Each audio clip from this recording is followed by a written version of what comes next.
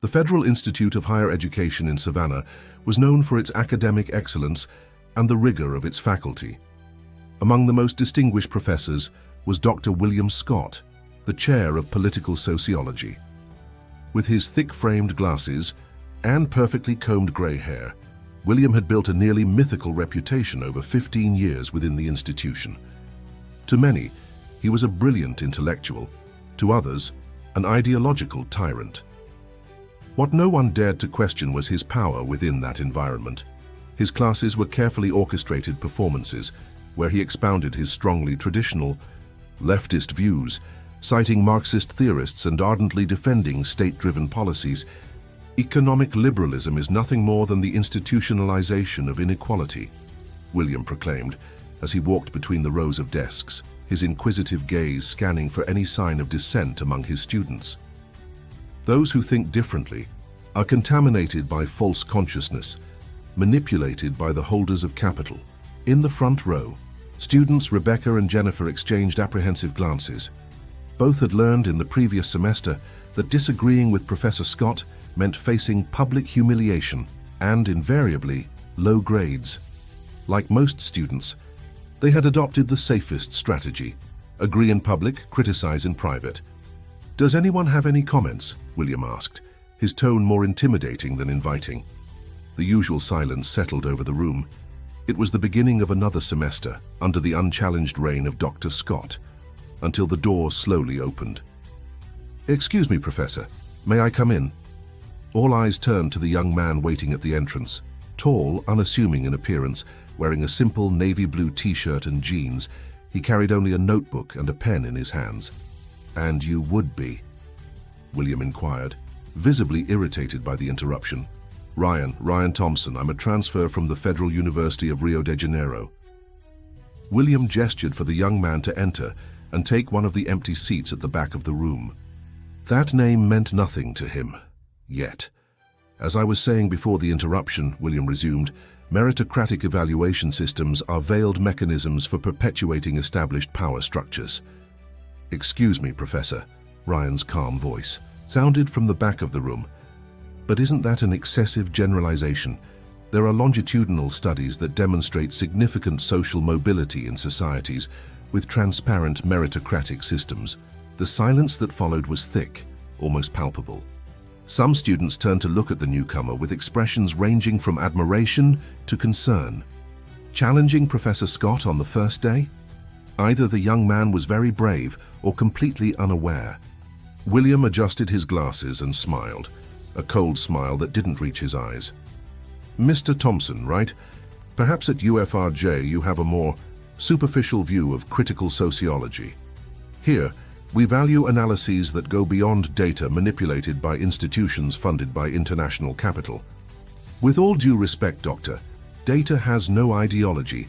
Interpretation, however, can be biased, but that applies to both liberal and Marxist researchers."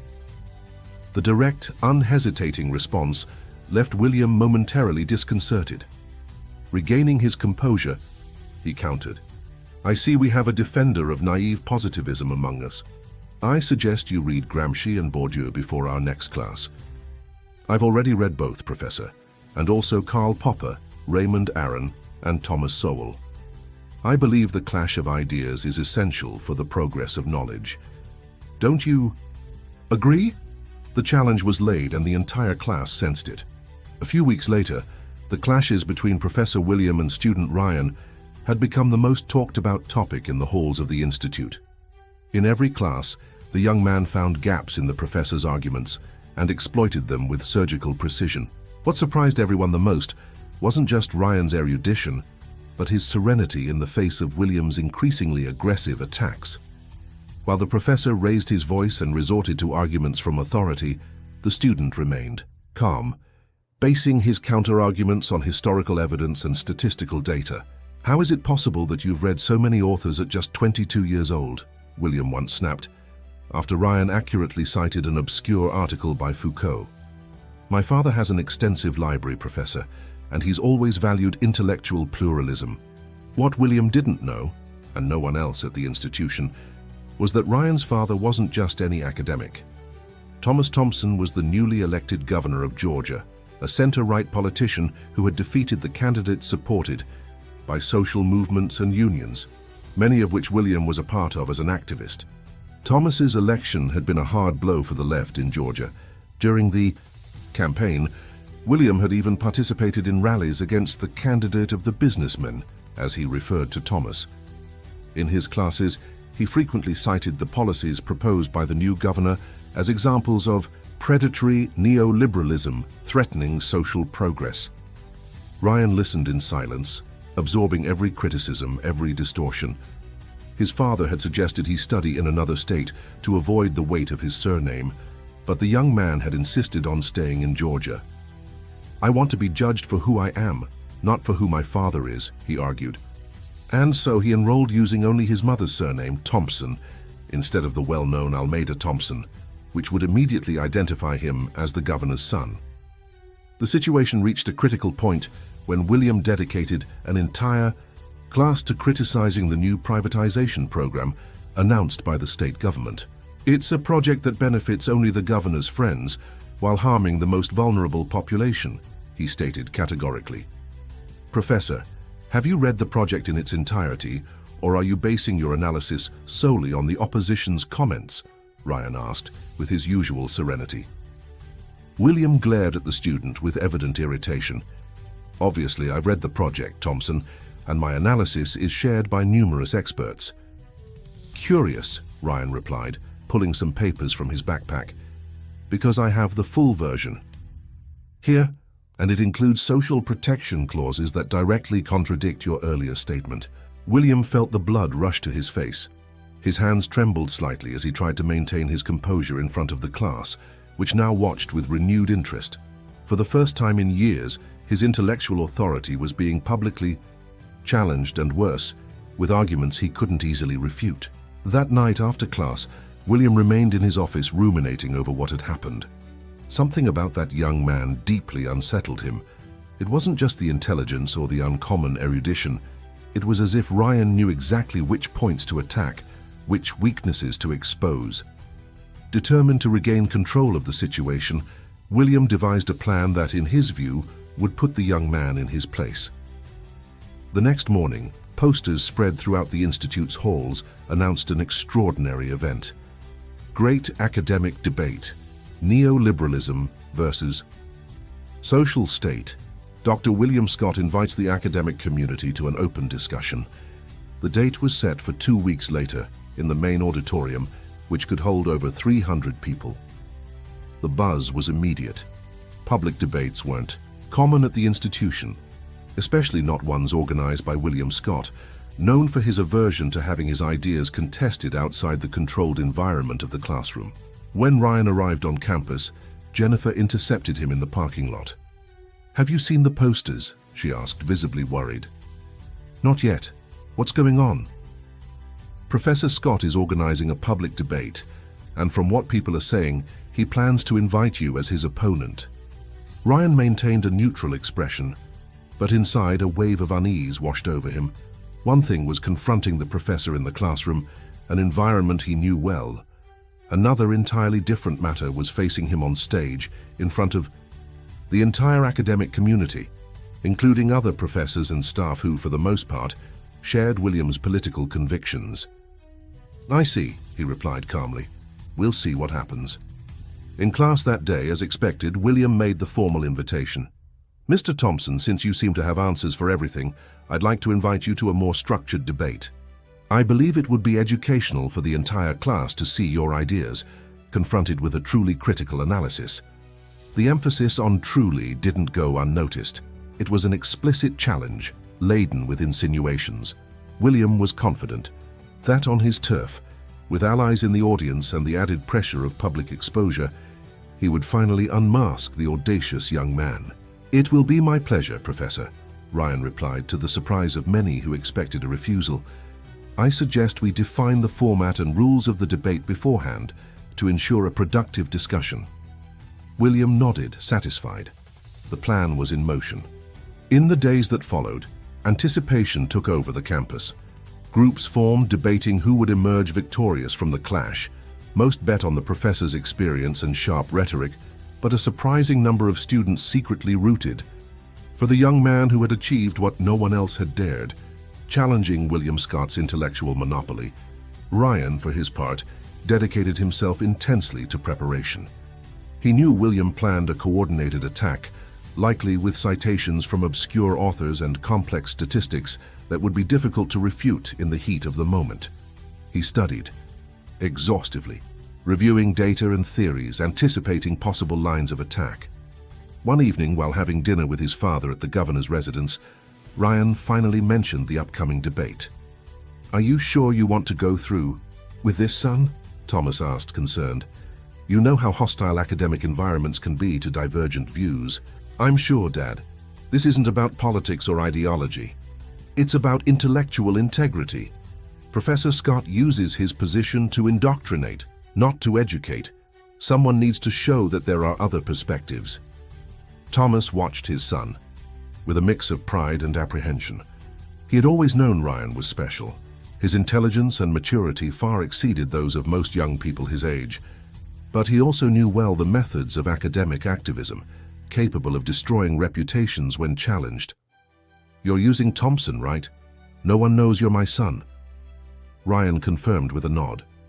"No one makes the connection, and I'd prefer it stays that way. I want to win this debate on my own merits." The day of the great confrontation finally arrived. The auditorium was packed well before the scheduled time. In the front row, professors from other departments, curious to witness the clash. Scattered throughout the audience, students from various courses, some even bringing posters in support of one or the other debater. Backstage, William adjusted his red tie, confident in his strategy.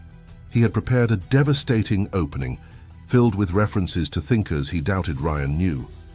He would start by attacking the basic premises of economic liberalism, forcing the young man into a defensive position. Ryan, meanwhile, waited calmly in a small adjacent room. He wore a simple blue dress shirt, no tie, and reviewed some notes on his tablet. Jennifer knocked on the door.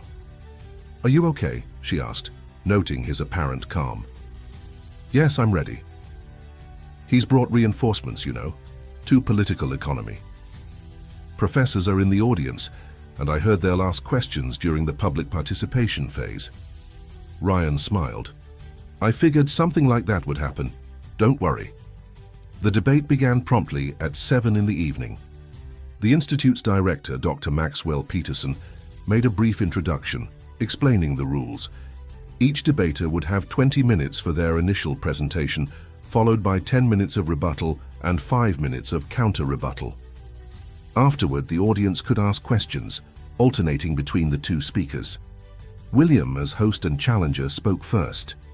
As expected, he began with a scathing critique of neoliberal policies, citing examples of countries that, according to him, had been devastated by the unregulated greed of capital. His oratory was polished, the result of years of lecturing and conferencing. With every point he made, he looked directly at Ryan, as if saying, "Top that, kid." When it was Ryan's turn, an expectant silence filled the auditorium. The young man stood calmly, adjusted the microphone, and began to speak.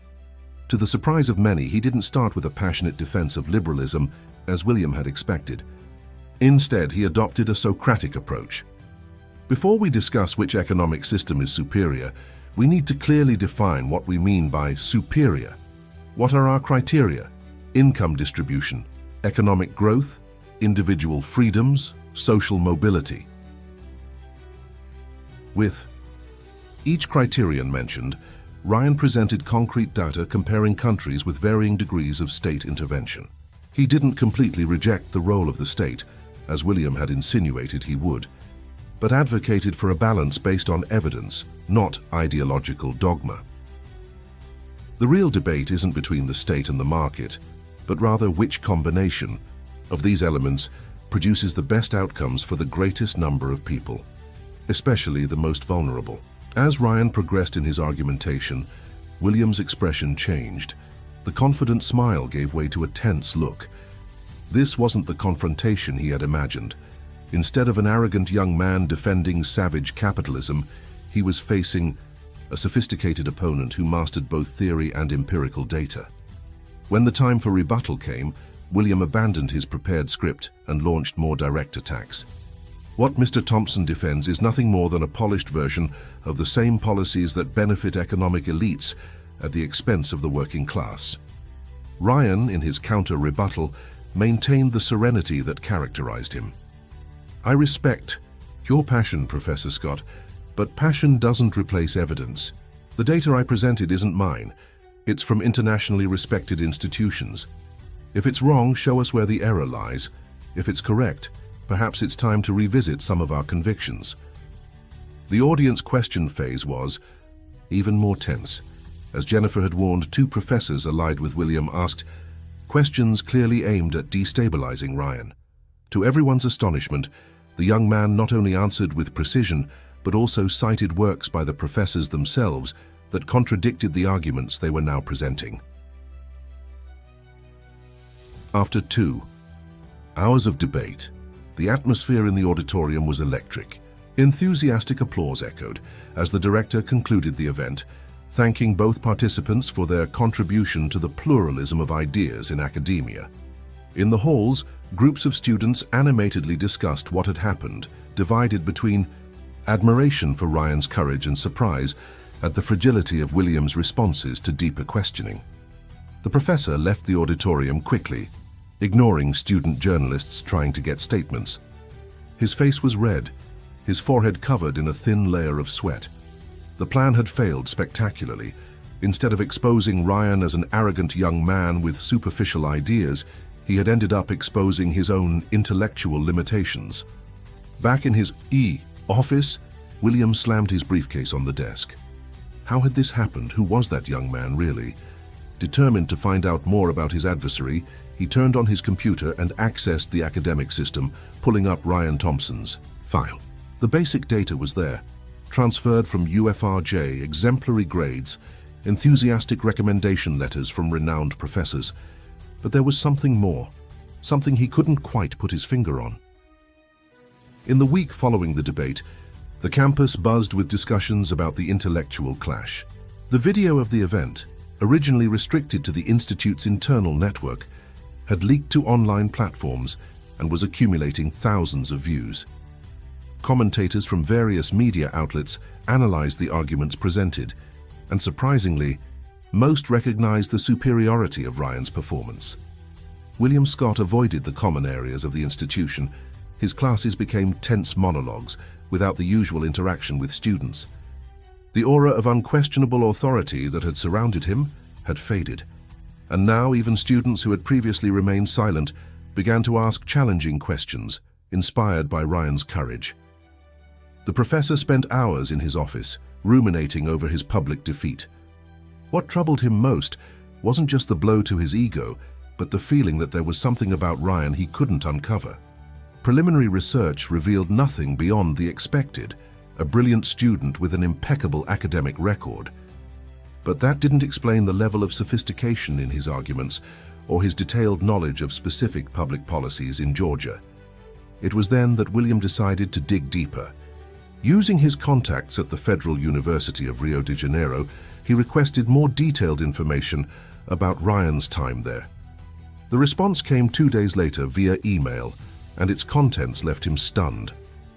Thompson isn't the student's full surname, his colleague from Rio informed him.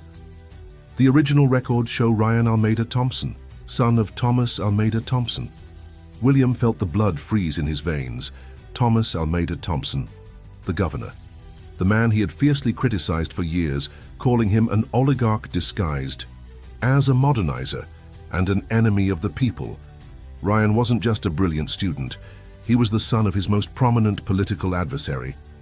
Suddenly, everything made sense. The detailed knowledge of state policies, the articulate defense of positions that countered the dominant academic thought, the unshakable serenity in the face of his provocations. Ryan wasn't just debating abstract ideas, he was defending his father's legacy and vision. William felt a mix of anger and humiliation. He had been manipulated from the start. The young man had likely enrolled in his class deliberately, using a partial surname to hide his true identity. The entire semester, had been an elaborate operation to publicly humiliate him.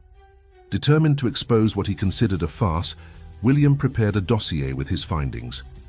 Ryan had intentionally omitted his full identity during his transfer to the institute.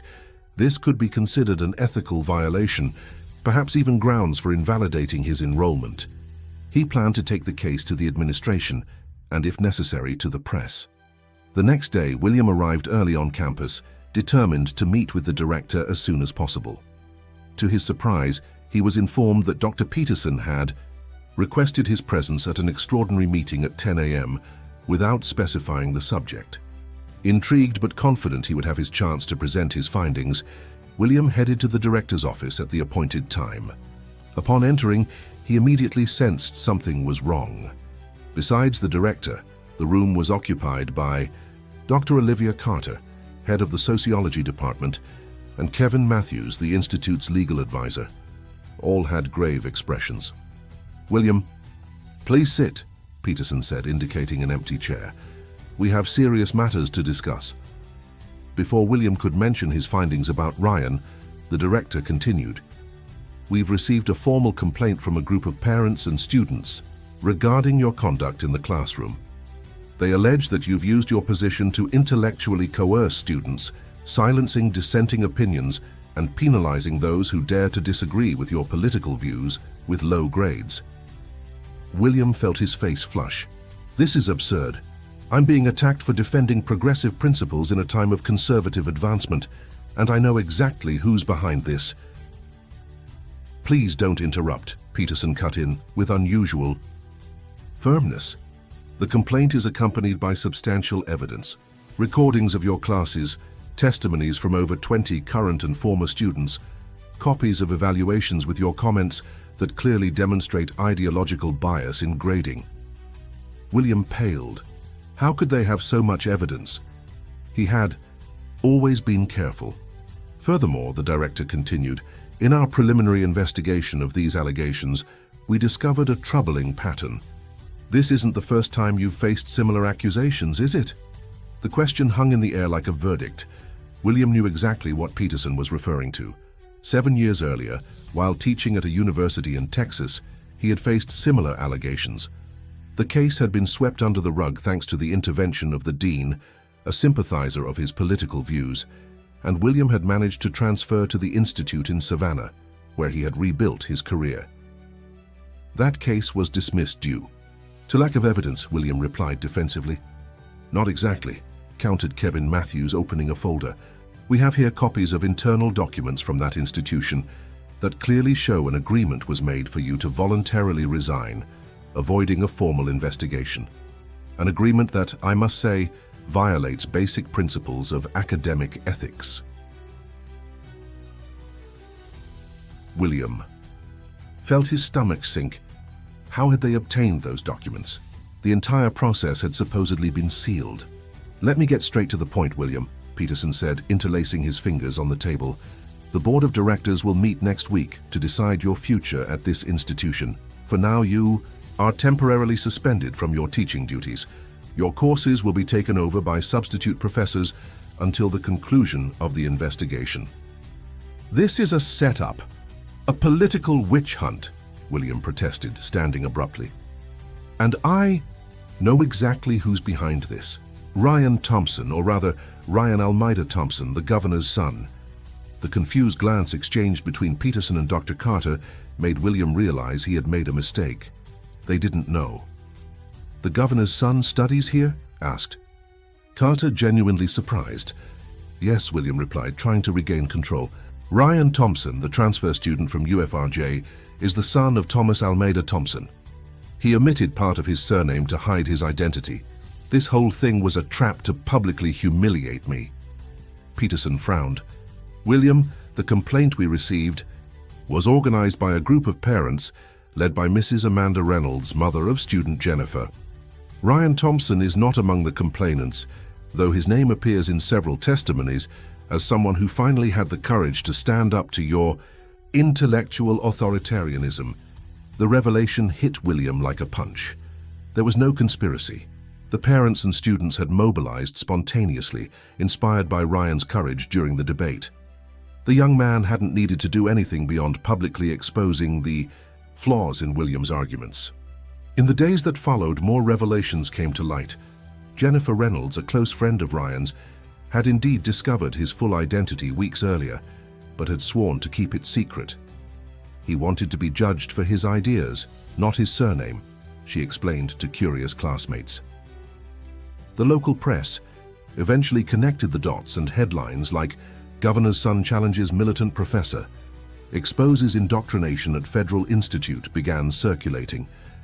Ryan, however, refused to give interviews or capitalize politically on the episode. One Friday morning, 2 weeks after the formal investigation began, Ryan found William sitting alone in the campus cafeteria, a place the professor usually avoided. He looked disheveled, his beard unkempt, his eyes tired from sleepless nights. Ryan hesitated for a moment, but decided to approach. "Professor Scott." William looked up, surprised to see the young man standing before him. For a moment, anger flashed in his eyes, but it quickly gave way to an expression of defeat. "Have you come to watch the fall of your enemy?" he asked bitterly. "No. I came to say that it was never my intention to cause your dismissal." William let out a dry laugh. "Of course not. You just wanted to publicly humiliate me, show the world that the governor's son is as brilliant as his father. Congratulations. Mission accomplished." Ryan sat across from William, ignoring the sarcasm. "You're a brilliant academic, Professor. I've read your early works on urban inequality before you delved into political activism. They were balanced analyses, based on evidence, not dogma." The remark caught William off guard. Few knew about his early work, when he was still a young researcher more interested in understanding social reality than transforming it according to preconceived ideals. "What happened to that researcher?" Ryan continued. "When did the intellectual committed to truth give way to the militant committed only to a narrative?" The question hung in the air, heavy as lead. William didn't respond immediately. For a brief moment, he allowed himself to remember the idealistic young man he had been decades ago, driven by a genuine quest for knowledge. "You wouldn't understand," he finally replied. "When you see so much injustice, so much inequality, there comes a point where neutrality becomes complicity. Intellectual honesty isn't neutrality, Professor. It's possible to have strong convictions and still respect the complexity of reality and the legitimacy of other perspectives." William looked at the young man with a mix of resentment and reluctant admiration. In another time, under different circumstances, perhaps they could have been allies rather than adversaries. "What happens now?" Ryan asked after a moment of silence. "The board will decide my fate next week, but the outcome is pretty obvious." William adjusted his glasses, a nervous gesture Ryan had noticed in his classes. 23 years of career, and it all ends like this. "It doesn't have to end. You can still reorient your approach, return to the roots of your academic work." William smiled, a sad, tired smile. "You're too young to understand how academia works. Once you're marked, the doors close." Ryan stood ready to leave, but hesitated. "My father always says that our greatest adversaries often have much to teach us. I've learned a lot from you, Professor Scott. Not necessarily about sociology, but about the importance of defending my convictions without losing intellectual integrity." Without waiting for a response, Ryan walked away, leaving William alone with his thoughts. 3 days later, the Institute's board of directors met to deliberate on the case. The decision was announced in a press conference. William Scott would be permanently removed from his teaching duties at the Federal Institute of Higher Education in Savannah. The institution also committed to revising its evaluation procedures and establishing more effective channels for students to report cases of intellectual or ideological harassment. To the surprise of many, a week after the announcement, William received an unexpected offer. Governor Thomas Almeida Thompson invited him to join a new pluralistic committee on educational policies, bringing together experts from different ideological backgrounds to formulate state guidelines based on evidence, not partisan dogma. William's first reaction was to refuse immediately. How could he work for the man who had indirectly caused his downfall? But after long nights of reflection, He realized the offer represented not only a professional lifeline, but also an opportunity for personal redemption. On his first day working with the committee, William came face to face with the governor. Thomas Almeida Thompson was exactly as he appeared in photos. Tall, with neatly trimmed grey hair and a sharp gaze. What the cameras didn't capture, however, was the striking resemblance between father and son, not just physically, but in their measured way of speaking and their genuine respect for opposing ideas even when they disagreed. "Professor Scott," Thomas greeted, extending his hand. "It's a pleasure to finally meet you in person after hearing so much about you." I imagine not everything you've heard has been positive," William replied honestly. The governor smiled. "The most interesting people rarely generate consensus, Professor. Ryan told me you're a brilliant academic, just a bit, let's say, too dogmatic in some of your positions." "Your son is a remarkable young man," William admitted. "He has a promising future ahead of him." "Thank you. Ryan says the same about you, that you still have much to contribute, as long as you free yourself from certain dogmas that limit your brilliance." The remark, potentially offensive in another context, was delivered with such genuine cordiality that William couldn't help but smile. It was the first time in weeks he had allowed himself that small gesture. Months later, the pluralistic committee became a model of collaboration among experts from different ideological backgrounds. Its recommendations, based on evidence rather than political preferences, began to positively influence education in the state. William gradually rediscovered the joy of honest research, respectful debate, and a genuine commitment to truth above any political agenda. At a graduation ceremony at the Institute, William crossed paths with Ryan, who was about to complete his degree with highest honors. "I've heard the committee is doing extraordinary work," the young man commented after initial greetings. "We're trying," William replied with newfound humility. "Your father is a surprisingly open leader to diverse ideas. As I said before, we can learn a lot from our adversaries," Ryan smiled, "especially when we realize that deep down, they may never have been true adversaries, just people with different views on how to achieve common goals." William nodded, recognizing the wisdom in those words. "You know what I've learned these past months, Ryan? That the real enemy isn't the person who thinks differently from us. The real enemy is the intellectual arrogance that prevents us from considering we might be wrong." As he watched the young man walk away to join his classmates, William reflected on the irony of his journey.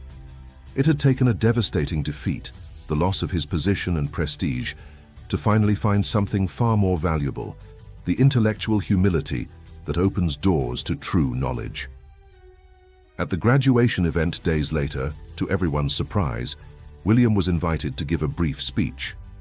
Before hundreds of graduates, including Ryan in the front row, the professor, once feared for his dogmatism, spoke about the importance of pluralism, honest debate, and respect for differing perspectives, values he had, belatedly, learned to cultivate. "True knowledge," he concluded, "doesn't come from unshakable certainty, but from honest doubt and the willingness to follow the evidence, even when it contradicts our deepest convictions." As he finished his speech, William looked directly at Ryan. In a silent gesture of gratitude, the young man responded with a slight nod, acknowledging the extraordinary transformation in the man who had once been his fiercest adversary. The truth, after all, always finds a way to come to light, and sometimes it is precisely those who challenge us the most who offer the greatest opportunities for growth and redemption.